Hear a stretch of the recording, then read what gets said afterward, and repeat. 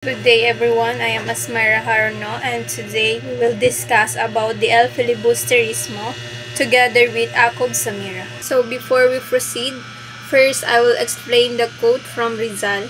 To me, El Filibusterismo as novel is inferior to the Noli, so I receive with a grain of salt that opinion of those who tell me that the Fili is superior to the Noli. So ang ibig sabihin ni Rizal dito ay para sa kanya, mas maganda at mas mataas ang kalidad ng Noli Me Tangere kumpara sa El Filibusterismo. Kaya kapag may nagsasabi sa kanya na mas maganda daw ang Fili kasi sa Noli ay hindi niya ito gaanong pinapansin o seryosong tinatanggap. So, para sa kanya ay sige, opinion nyo yan, pero para sa akin, hindi. So, in short, mas mahalaga at mas pinapapahalagahan ni Rizal ang Noli Me Tangere dahil mas malapit ito sa kanyang damdamin at layunin na ipakita ang sakit ng lipunan sa pamamagitan ng pag-ibig, pag-asa at pagkakaisa. Samantalang ang Fili ay mas madilim at nakatuon lang ito sa paghihiganti. So let's proceed to the background and writing process. Jose Rizal began writing his second novel, El Filibusterismo, in October 1887 in Calamba. He continued working on it in various European cities like London, Paris, Madrid, and Biarritz over the next several years. Rizal revised the manuscript multiple times, making significant changes to the plot. He completed the manuscript in Biarritz on March 29, 1891. After the 3 years of labor seeking affordable printing, Rizal and his friend Jose Alejandrino moved from Brussels to Ghent, Belgium, where living and printing costs were lower. So, Jose Rizal started writing El Filibusterismo in October 1887 sa Calamba, pero hindi niya ito natapos agad dahil lagi siyang lumilipat ng lugar habang nasa Europe. So he continued writing and revising the novel in different cities like London, Paris, Madrid, and Biarritz. So habang ginagawa niya ito, paulit-ulit niya itong nirebisa at binago ang ilang parts ng story. So, Rizal wanted to make sure na malinaw ang message ng libro na ito ay magiging mas seryoso at mas matapang kaysa sa Noli Me Tangere. So, after almost 3 years of hard work, natapos niya rin ang manuscript sa Biarritz noong March 29, 1891. Pero, may naging problema. So, ang problema na yun is ang naging problema nila doon is mahalang pagpapalimbag ng libro sa ilang bansa sa Europe. So, kaya kasama ng kanyang kaibigan si Jose Alejandrino, lumipat siya mula sa Brussels papuntang Ghent, Belgium. So, doon mas mababa ang cost of living at mas mura rin ang printing nila. So, kaya masasabi natin na ang El Filibusterismo ay hindi lang basta nobela, kundi bunga ng tiyaga, sakripisyo at matinding pagmamahal ni Rizal sa bayan. So, next is Prevention in Ghent. Rizal and Alejandrino live frugally in Ghent, staying at cheap boarding house at 32 Rue de Flandre. They economize by preparing their own breakfast, subsisting on the barest necessities. Alejandrino recounted in his memories how they calculated and rationed biscuits for breakfast, sometimes borrowing from each other when ration ran short. So habang nasa Ghent, Belgium sina Rizal at Jose Alejandrino, simple at matipid lang ang naging pamumuhay nila doon. So, nakatira sila sa isang murang boarding house sa 32 Rue de Flandre dahil gipit sila sa pera. Sila mismo ang naghahanda ng kanilang almusal at kadalasan ay tinapay o biskwit lang ang kinakain nila. So, ayon kay Ayon kay Alejandrino, sa kanyang alaala, kinakalkula at hinahati-hati nila ng maayos ang biskwit para magasya hanggang kinabukasan. So kapag kulang ang isa, minsan ay naghihiram sila ng pagkain sa isa't isa. So ipinapakita nito na handa silang magsakripisyo para lamang maipalimbag ang El Filibusterismo, kahit simpleng pamumuhay ang kapalit.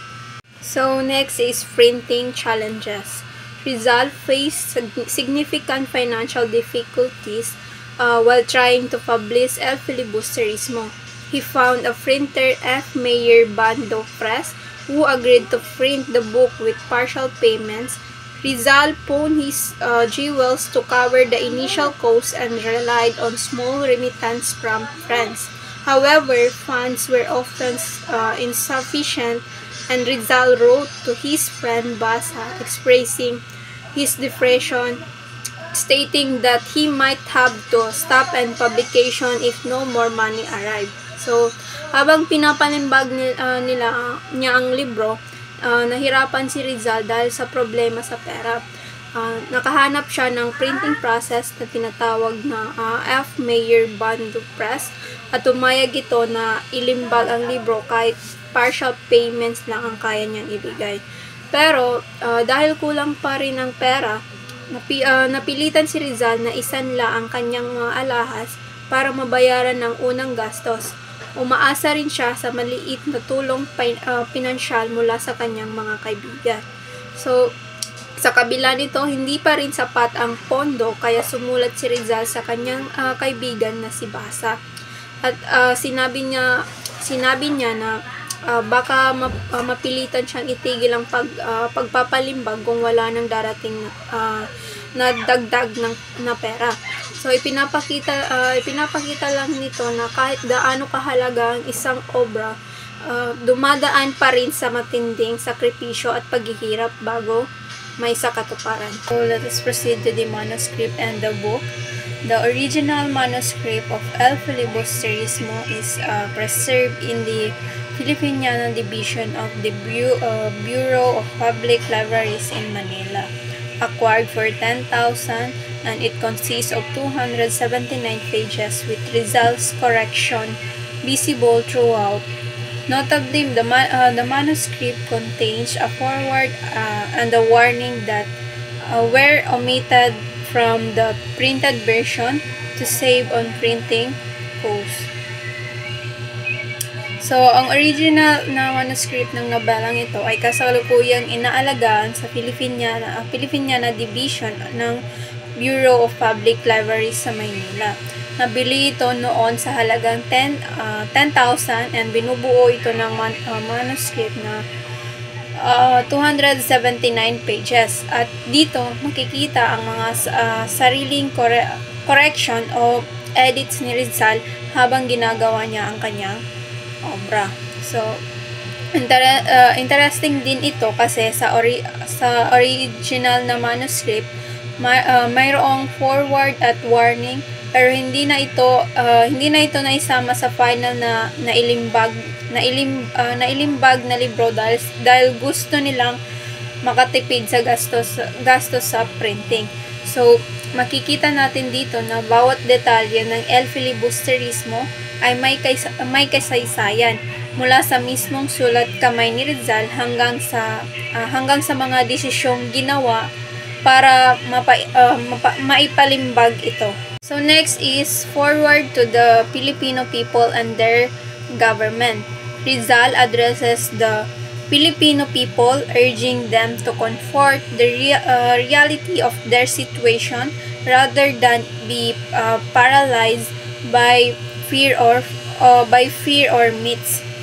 He encouraged a clear-eyed examination of the country's problems, suggesting that only by understanding the true nature of their oppression can Filipinos hope to improve their fate. So dito diretsong kinausap ni Rizal ang mga Pilipino at ang kanilang pamahalaan. Ang sabi niya, huwag tayong matakot at huwag din tayong magpadala sa mga maling paniniwala o myths. So, hinihikayat niya ang mga tao na harapin ang totoong sitwasyon ng bansa. Kasi para kay Rizal, kung gusto nating magbago, ang kapaligiran ng mga Pilipino, kailangan muna nating maintindihan kung ano talaga ang dahilan ng pang-aapi sa atin. So next naman is warning. Rizal warns readers not to waste time searching for hidden motives or personal attacks in the novel. He emphasized that the book is not about individual grievances but about exposing the broader social disease affecting the Philippines. He cautions that the characters are not meant to be direct representation of real people but rather illustration of societal issues. So dito pinapaalala ni Rizal ang mga mambabasa na huwag nang sayangin ang oras sa paghahanap ng mga personal na tirada o hidden motives sa nobela. So nilinaw niya na hindi ito tungkol sa personal grievances o sama ng loob niya laban sa iilang tao. So ang totoo, ang libro ay ginawa para ipakita ang malawak na sakit ng lipunan na sumisira sa buong Pilipinas. So dagdag pa rito na sabi ni Rizal, ang mga characters ay hindi eksaktong galing sa totoong tao. Instead, sila ay mga simbolo. Lahat ng iba't ibang problema ng lipunan ginagamit niya para mas mailarawan ang isyong kinakaharap ng bansa. So ang point ni Rizal dito is huwag natin tignan ang nobela bilang personal na atake, kundi bilang mata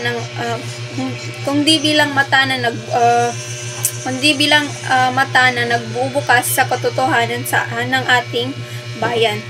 So next is inscription on the title page. So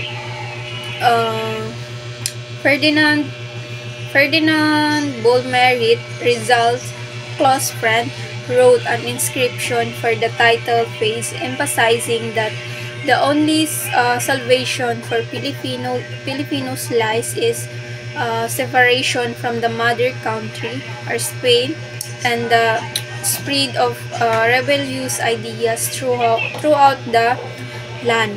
So ang sumulat nito ay si Ferdinand Bulmerit na malapit na kaibigan ni Rizal. So sa kanyang isinulat, binigyang diin niya ang tanging kaligtasan ng mga Pilipino ay nasa pagkakahiwalay mula sa inang bansa na Espanya. So dagdag pa niya na kailangan ding lumaganap sa buong Pilipinas ang mga ideyang laban sa pang-aapi o mga kaisipang revolusyonaryo para magising ang mga tao at magsimulang lumaban para sa pagbabago. So next is synopsis of El Filibusterismo. El Filibusterismo is darker, more revolutionary sequel to Noli Me Tangere. The novel is protagonist is Simon, a wealthy jeweler who is actually Crisostomo Ibarra from the first novel. After escaping persecution, Ibarra returns to the Philippines as Simon intent on fomenting revolution against Spanish rule. He uses his wealth and influence to befriend Spanish official and plot the downfall of the colonial government. So ang El Filibusterismo ay itinuturing na mas madilim at mas revolutionaryong sequel ng Noli Me Tangere. So ang pangunahing tauhan dito ay si Simon. So isa siyang mayamang alahero. Pero ang totoo, siya ay si Crisostomo Ibarra mula sa unang nobela. So matapos siyang makatakas sa pag-uusig, bumalik siya sa Pilipinas gamit ang bagong anyo bilang si Simon. So ang kanyang layunin ay hindi na reforma, kundi mapagsimula ng revolusyonaryo laban sa pamamahalaang Espanyol. So ginamit niya ang kanyang yaman at impluwensya para makipagkaibigan sa mga opisyal na Kastila.